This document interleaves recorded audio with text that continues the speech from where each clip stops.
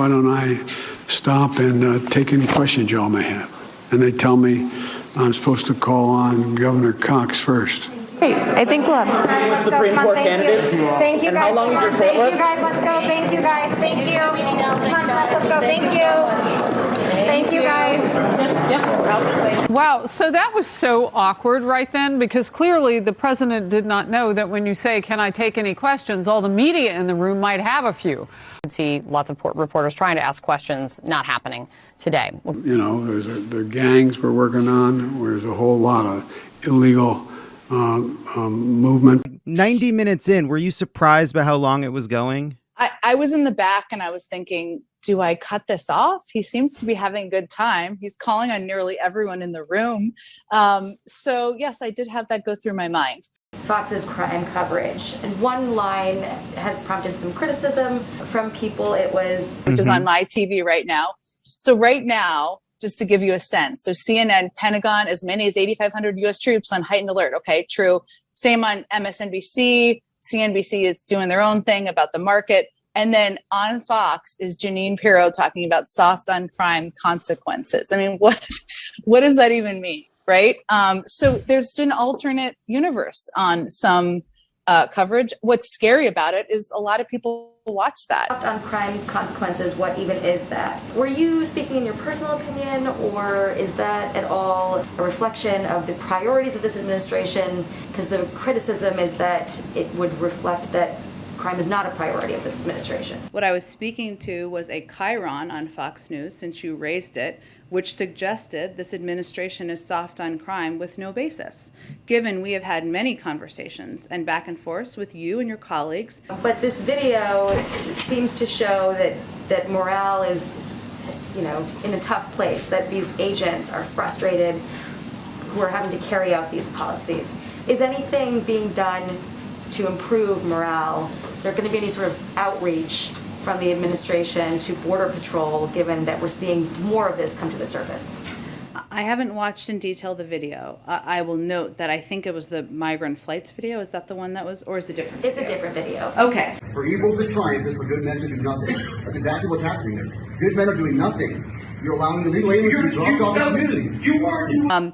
Of course, the role that Border Patrol agents play in ensuring security and safety at our borders is something that there's great value for in this administration. I would point you to the Department of Homeland Security, who oversees, of course, the Border Patrol. The president told governors today, quote, we've sent you a whole hell of a lot of money and we're going to send you more. And Gov, you said send you money. We have. We've sent you a whole hell of a lot of money.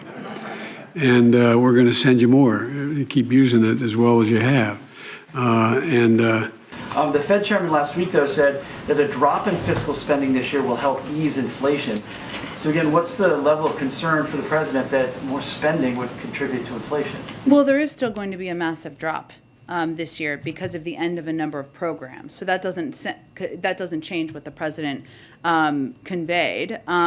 I didn't see the totality of it, so I don't know what the full context of it. The latest poll shows that just over 3/4 of Americans, 76%, want the president to consider all possible nominees, not only black women as he pledged on the campaign trail. More than 3/4 of all Americans question the president's pledge to consider only black women to replace retiring Supreme Court Justice Stephen Breyer, saying he should consider all possible nominees. What do you make of this, and why do you think that a majority of Americans want the president to take a different approach here? President Reagan promised the country he would nominate the country's first woman to serve on the court, and he did so. Former President Trump also promised to choose a woman just over a year ago, and there was no such complaint from the voices on the right who are speaking out now. First black woman ever nominated to the United States Supreme Court. Can you talk a little more about the size of the pool of candidates that the president will be considering? We've heard a lot about a few names that are currently federal judges the president had appointed, but then we've seen some expanding lists. Could you quantify that to any degree? And are all of these women being actively considered for the vacancy, or might it also include future federal positions that the president would also have the power to appoint? Well, this may be unsatisfying. I will just preface for you, Kelly, which I hate to do, but doing a number of potential candidates. That is a list that is bigger than a few in the number of bios that he has been looking for. Outlets that there were 3 primary contenders, that was incorrect.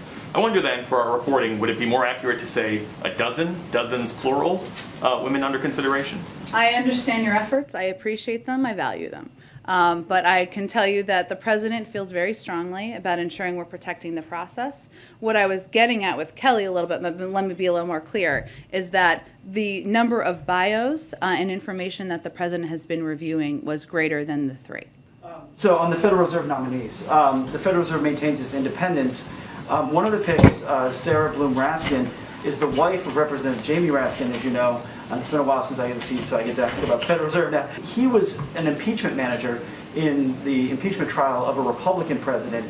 So does the president believe she can keep that independence from the Fed?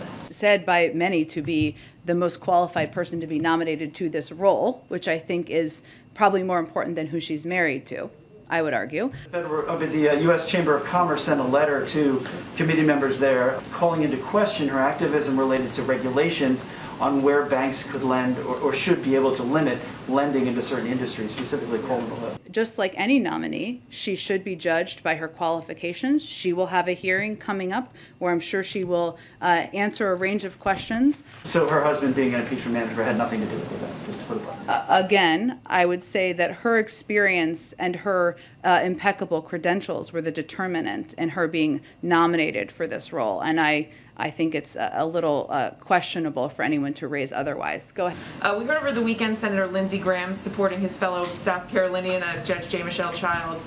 Is bipartisan support a must-have for this president or something that he would simply like to have? Well, I think, one, we appreciate Senator Graham's thoughts. I think as the president views it, what's his objective and his intention is to choose from among a group of black women with an impeccable records and impeccable credentials.